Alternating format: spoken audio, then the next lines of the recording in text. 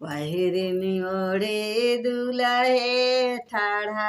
भाए माई से आरज कर दादी से आरज कर दादी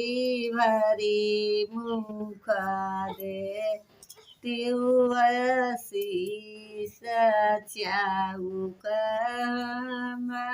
बैठ मामा की नैया बेटा बउरउआ मिलिया ऐसन झपस बेटा पुराइनी ऐसी गारुआइया बेलिया संगा बेहस ऐसे ऐसे गाँव का नाम गाय नहीं पाते दुल्हे ठाढ़ा भाई चाची से आरज कराई चाची भारी मुख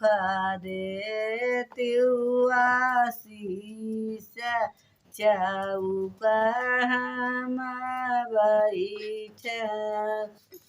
अम्मा की नैया बेटा बउरउ मिलिया ऐसन झपस बेटा पुरैनी ऐसी गारुआइया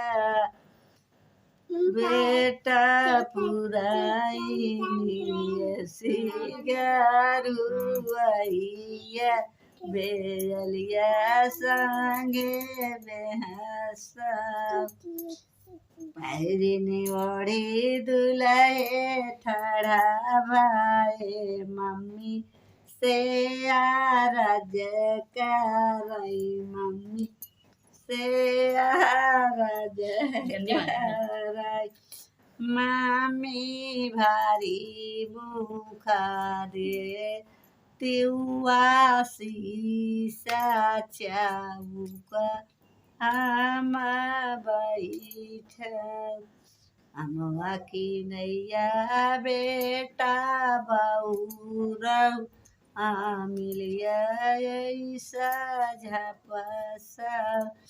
बेटा पुरैनी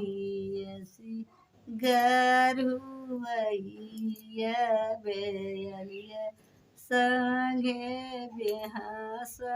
बेलिया संगे बेहस